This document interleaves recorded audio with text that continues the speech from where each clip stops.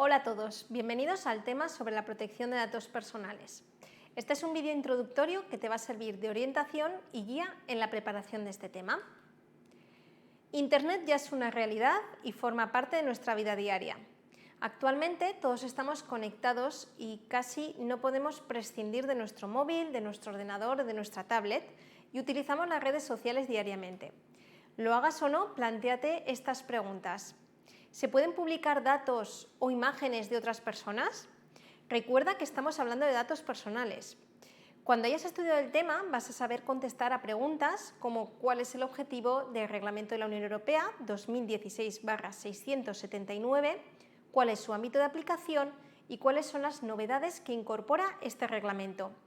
También estudiarás qué es la Agencia de Protección de Datos, así como sus competencias y sus funciones.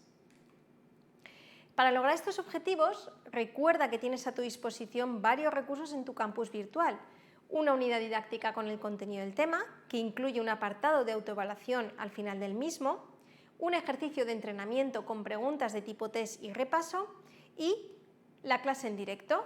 Recuerda que está en la biblioteca audiovisual del bloque primero en tu tema 9. ¿Y qué es lo que nos vamos a encontrar en la unidad didáctica? Esta unidad didáctica se divide en 5 grandes epígrafes. Por un lado, el régimen jurídico, también el Reglamento 2016/679, los principios y derechos, obligaciones y la Agencia de Protección de Datos, competencias y funciones. En cuanto al régimen jurídico, vas a conocer cuál es el régimen jurídico sobre la protección de datos personales, tanto en el ámbito europeo como en el ámbito nacional. Ya te adelantamos que en el ámbito europeo existe una referencia a la protección de datos personales en el Convenio Europeo para la Protección de Derechos Humanos y Libertades Fundamentales. Un paso importante fue la creación en 2001 del Supervisor Europeo de Protección de Datos y hay que destacar la actual normativa europea sobre protección de datos, que es el Reglamento 2016/679. En el ámbito nacional, la norma reguladora de esta materia es la Ley Orgánica 3/2018 de 5 de diciembre, pero también hay que mencionar la Ley 25/2007 de 18 de octubre de conservación de datos relativos a comunicaciones electrónicas y a las redes públicas de comunicaciones. Hablaremos entonces, en primer lugar, del Reglamento 2016/679. Es en este epígrafe donde vas a conocer cuál es el ámbito de aplicación de este reglamento. El propio reglamento te indica una serie de definiciones en el artículo 4 y se recogen conceptos que te van a ayudar a entender la terminología utilizada en el mismo reglamento. Después va a establecer en su artículo 5 los principios aplicables al tratamiento de datos. En el artículo 7 se recogen las condiciones para el consentimiento del interesado y en el artículo 6 aquellas condiciones a cumplir para que el tratamiento sea lícito. También vas a estudiar cuáles son los derechos del interesado en materia de protección de datos personales y, por último, con el reglamento se crea una nueva figura, que es el delegado de protección de datos, que en ocasiones es obligatoria. En este apartado se hace referencia a los principios y derechos que se recogen en el Reglamento 2016/679 y en la Ley Orgánica 3/2018 de 5 de diciembre. Vais a poder ver que realmente son los mismos principios y derechos con alguna pequeña diferencia.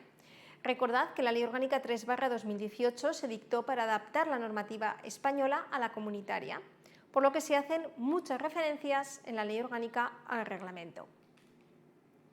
Vamos a hacer una breve referencia a las obligaciones generales en materia de protección de datos.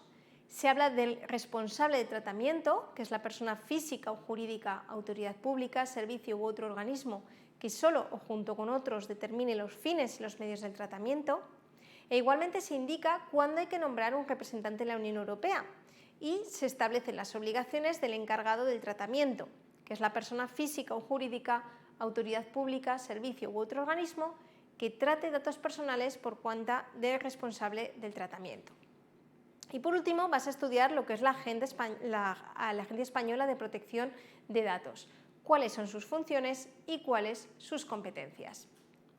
Como siempre, te recomendamos que en primer lugar realices una lectura comprensiva del tema antes de su estudio, que elabores tus propios esquemas y visualices las clases que tienes en el campus Y finalmente realices todos los ejercicios, preguntas de autoevaluación y de entrenamiento para que tú mismo compruebes cómo vas estudiando.